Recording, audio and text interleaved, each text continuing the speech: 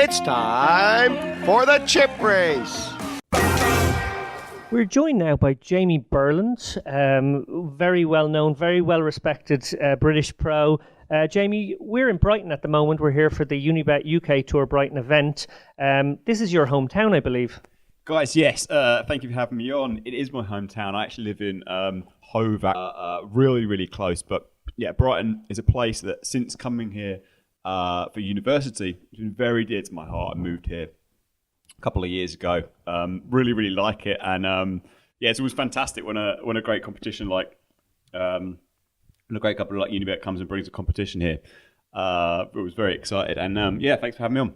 Oh, it's our pleasure. And it's obviously been a very nice little hunting ground for you as well over the years. We're playing in the Rendezvous Casino this weekend.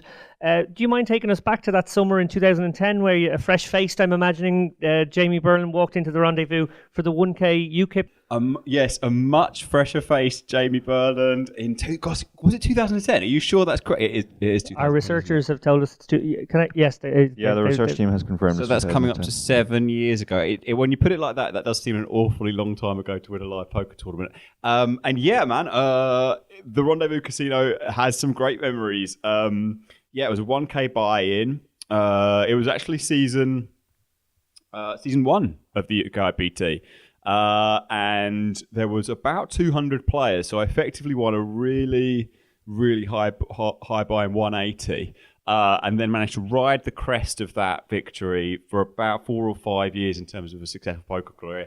And now very much trying to eke out as much as I can. I'm only joking. But yeah, congratulations to you guys on your appointment as Unibet ambassadors. I was extremely pleased to hear such hardworking and dedicated poker professionals getting. Oh my goodness, what is going on? I actually have a present for you guys. I mean, right here. I've always thought that visual cues and presents were best on podcasts and radios. This is for you guys. Oh my goodness! As the new ambassadors, we are being handed a box of Ferrero Rocher. That is a reference to, I believe, the 1980s. Ambassador's reception. I remember it well. Yeah, I remember it well. Advert, but yeah, enjoy those because I know you guys are down here in the kind kind of Unibet basement, I guess. The dungeon. I think it's been referred to. Yeah. Fantastic. Yeah, I actually remember the early days of the UKIPTs. I played the start of the first season, and then I just kind of bailed on the tour halfway through. So I think Brighton might have actually been the first one I missed. But there were a lot of really high quality players playing the UKIPT back then. Like for example, in that tournament, Neil Channing, Liam Flood, Rupinder Bedi, Ollie Price, Sam Grafton all cashed as well, and John Spinks made the final table. It was there was quality all around actually when I was looking at it. I remember the tournament really well, and you would look around and it was poker heroes at the time. I actually busted Liam Flood, and yeah, a real kind of legend and hero of the game. And yeah, I just remember you would be at the table and kind of look behind you, and it'd be Vicky Corrin be tweeting away. I was involved with Neil Channing with black belt poker at the time, so he was milling around, and then you've got to cover half your ear because there's Sam Grafton on the next table just chatting up an absolute storm. But it was a fun game. But yeah, John Spinks actually, Brighton, also lives near Brighton, made the final of that game, as you say. And yeah, I think I catch up with John every now and then, and yeah, it's still a really, really bitter pill for him to swallow that he didn't even come in the top 3 in that tournament. So, good stuff. Well, Jamie, you cashed 7 times on that tour in main events. It's obviously a tour that holds a lot of fun memories for you. How did you feel when it was cancelled last year? Gosh, I mean, yeah, it did feel like the end of an era for sure. For want of a better cliche. And I really felt. I mean, I understood that the numbers had been in decline for whatever reason. Although I have also read your excellent blog post on the subject, David, and in many ways I agree with you. It was kind of a sad tour to lose. I definitely think there's room for a grassroots UK poker tournament to spring up in its place. And yeah, when it comes to the town that I live in, man, can't miss it. Been looking forward to this for weeks. I'm pretty sure the first time I met you was in the Black Belt House in Vegas at the World Series. You were probably the highest profile player that Neil Channing got in when he set up Black Belt. How did that come about, and how was the whole experience? So I got involved with Neil through Black Belt used to run these grading programs, which was if you're involved in karate or something, I think grading is how you get you move up the belt levels. And in the second grading program, the first grading program had some fantastic players. James Mitchell comes to mind. And then they kind of tweaked the system a little bit, and I got on board on the second grading with really great friend, people like Kevin Williams were in the second grading. Really came up with him, and that involved a 6-week program of cash games, sit and goes, and tournaments. 2 weeks of each, and we'd have to submit our hand histories to Nick Persaud at the end of them, and he analysed them. And at the end, they selected I think 3 or 4 players to take to the Irish Open that year. I didn't make the top 3, but I think I came a close 4th. And I got a call from Neil and said, "Hey man, listen, we're going to give you the deal, but you're not coming to Ireland." I was really sad about that. I still have never played the Irish Open, actually. No way. Yeah, for wow. It just seems Just like, because of that? just because of spite. I got Neil back, actually. One year I got married on the Irish Open weekend, and I invited Neil to my wedding, of course, and he's an ex-Irish Open winner, of course.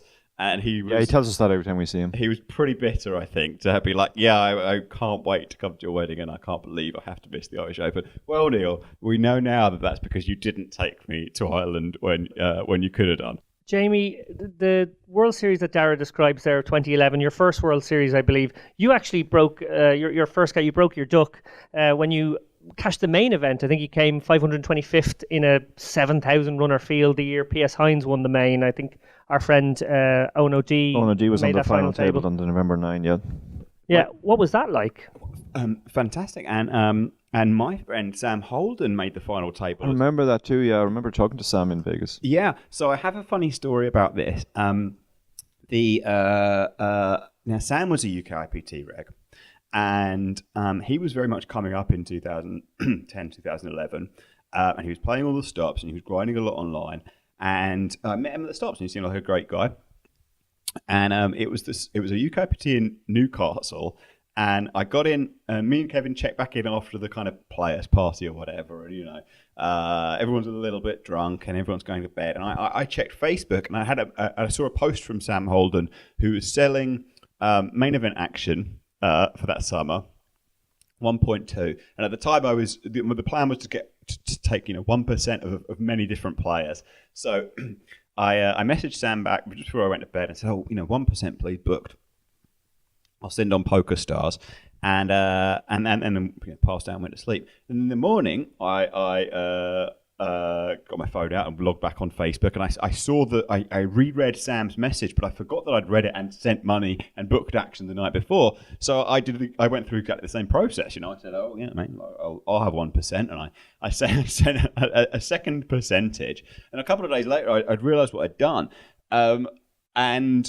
but my plan was to have 1% of many people, 10, 15 people, $2,000 of action, something like that.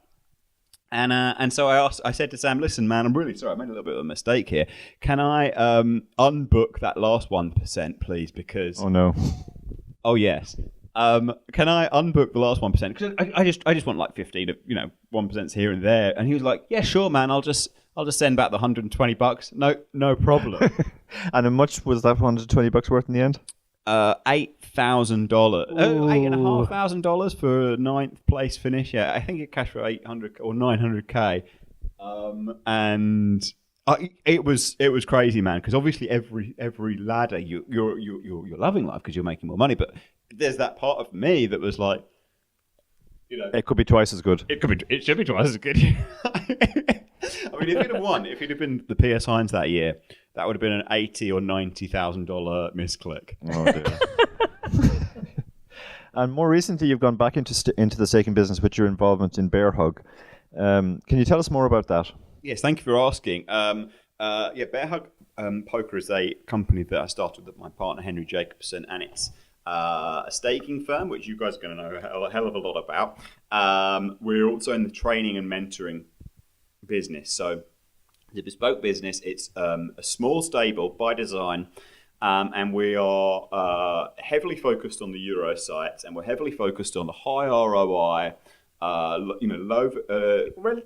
medium buy-in, but low variance tournament. Do they exist anymore?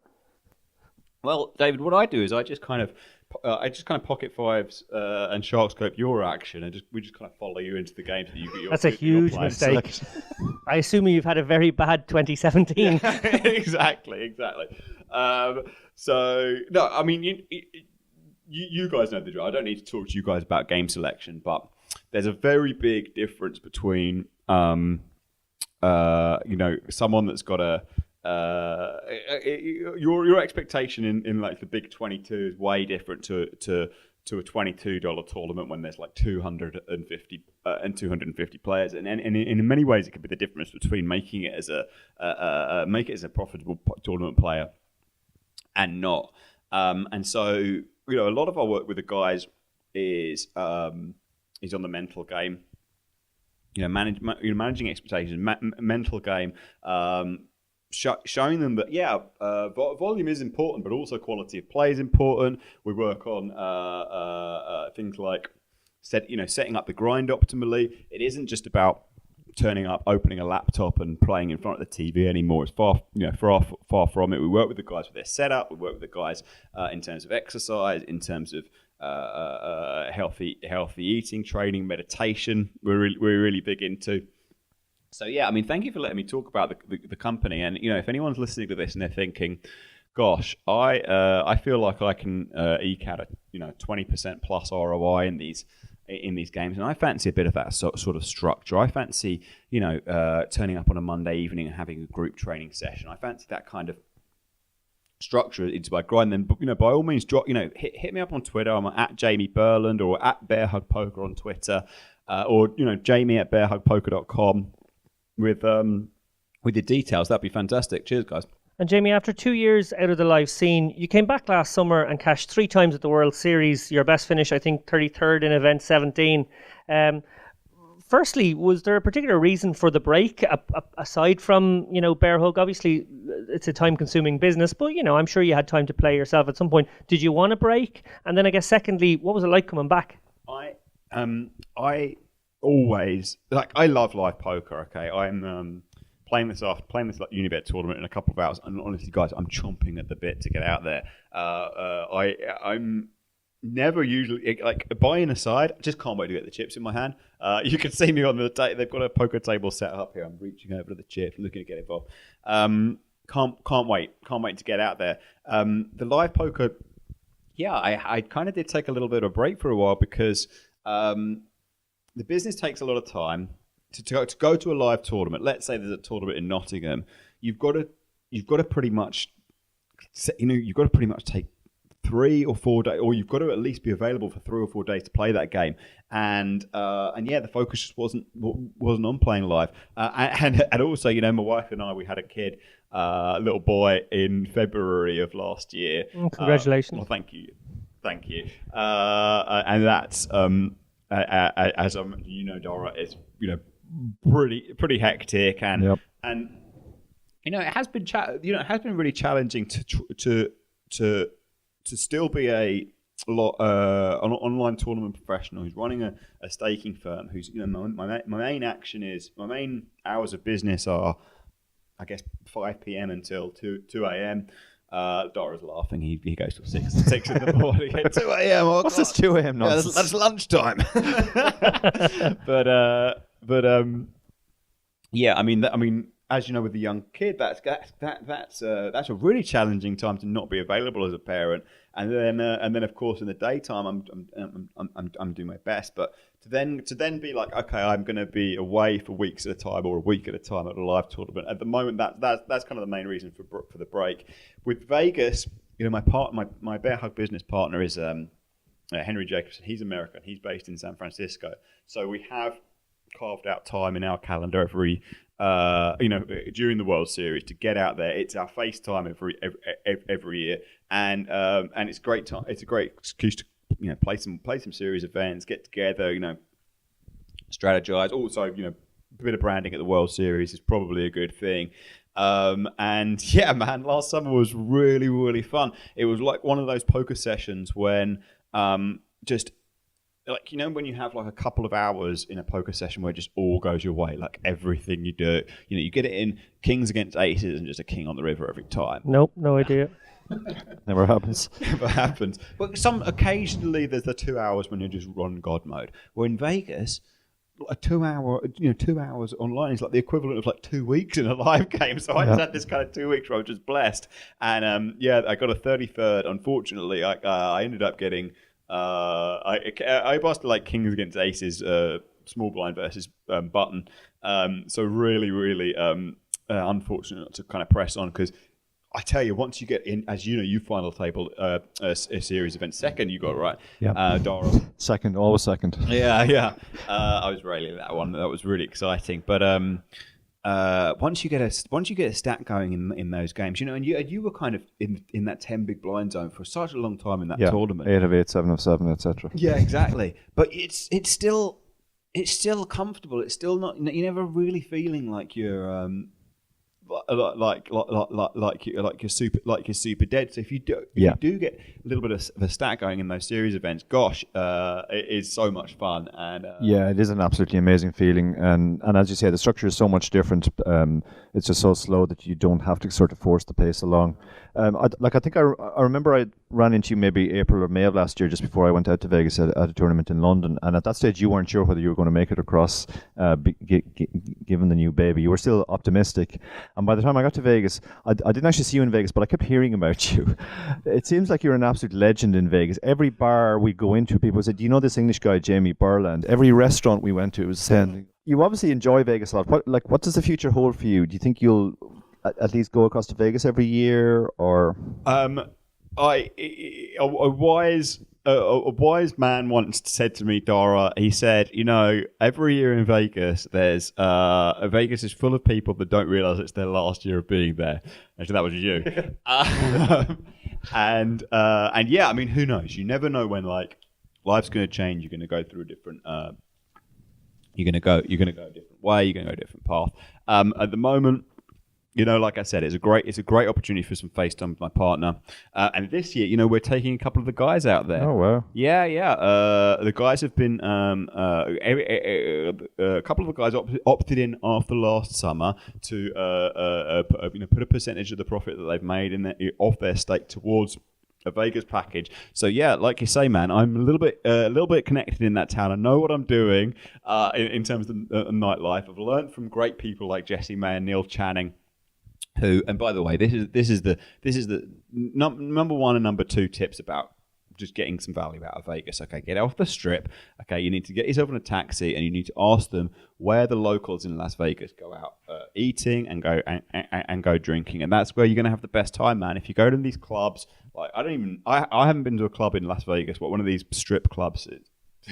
One of these clubs on the strip since important distinction there. Very important distinction. Neither. I haven't been to either since about 2010, 2011, because there's no value. You're going to do like $500 just to kind of be shown to a table and then to be part of this cattle ranch, or you could take $50, go downtown, and have an absolute whale of a time. Well, I hate for this to be my last question, and we don't want to keep you too long here, but you mentioned there earlier that your 33rd place finish last summer ended with a King's Aces setup. Now, quite famously, you had another King's Aces setup, I think, a few years previously. Oh, we'll never be able to forget this one. So, I busted the main event of the World Series of Poker in, I think, 2013, or it might have been 2014, within level one. In level one. Yeah, I remember being told that, and then going on Twitter to check and said, this can't possibly be true. Jamie Burland cannot have busted this tournament in level one. And I think it's fair to say that I had at the time a reasonably tight image. It's not as if I was this guy that was kind of giving away chips. Yeah, if it was Kevin Williams, you would have believed it. Absolutely fine. Yeah, for sure. And this is how it went down, you guys. I sat at the table, and God, man, when it's just the most exciting thing to sit down at the main event of the World Series of Poker. They hype it up. Everyone is just having the best day of their life. It really is. If you have got the means, and you love poker, I can't Get to the story. Anyway, so I sit down, and on my table, Liv Barree's on the table. Okay, so she's in the hand, and there's a couple of other players. And here's how the action goes down. It goes a limp under the gun. Liv limps. I've got pocket kings in the cutoff, and I make it 500. It's a 50 and 100 big blinds. We start with a 30k stack. Okay, the two blinds call my 500. The limper calls 500, and Liv calls 500. And so there's 2,500 in there. It comes Ace King 5 rainbow, and the blinds check. Guy under the gun who'd limp called. He bets 1,000. And Liv folds, or Liv calls actually, and I make it 3,000. Now the small blind makes it 10k. I think my only option here is to call. I mean, I don't think there's any value in doing anything else. I still kind of feel like that's the correct move at this stage. Yeah, even if it starts to feel like a set over set, you have to assume you have the bigger set. Yeah, exactly. That can also be happening as well. So the turn's interesting, and this is where it kind of divides the pros that I've spoke to. Not down the middle, but people say that I can take different action on the turn. The turn is a 5, so it's now Ace King 5/5. And that's obviously not that great a hand for not that great a card for me, because of the idea that I think a lot of the time people might take the action with the set of 5s, which is pulled ahead. And I'm thinking, and now he bets another 10k, just even 10k out of the 30. And I think guess stacks are about 30k. We're a couple of hours in. It's not like I busted hand 1, but I lost a couple of hands. But he bets another 10k, and at this point, King's 4. I ended up calling. Easy fold, I think. Yeah. Still 100 Yeah, you're such a coward, David. We've got 100 big blinds behind here. So, I mean, anyway, the river's a total brick, like 8 or something, and he sets me in, and I kind of think for a while, and yeah, when we're losing to two hands here. It's an unlikely seat to be slow playing the aces there. Really? Somebody else in the hand is more likely to have aces. Really unlikely. But I actually think I'm more worried about. I think I'm actually more worried about quads there. But I did call it off. Liv, I think, declared before the hands were turned over. She said, "I think he's got aces full," so she knew what was going on. It was so strange. I busted, and it was like 5 minutes before the first break, and I'll never forget this feeling of walking through the corridors, and every single other person it felt like the whole Rio is just in this euphoric kind of state of we're on the first break of the main event of the World Series Poker. What happened? What hands did you know? Everyone's just like fucking high-fiving each other. Sorry for my language there, but everyone's just like having the best time ever. Yep. Going through their break routines that they've been thinking of for their whole lives. It is a horrible. Like, I always feel like that after you bust the main event, it's almost like the walk of shame, because the way the Rio is set up, you have to walk almost a mile to get out of the hotel, through all the corridors with all these other happy players.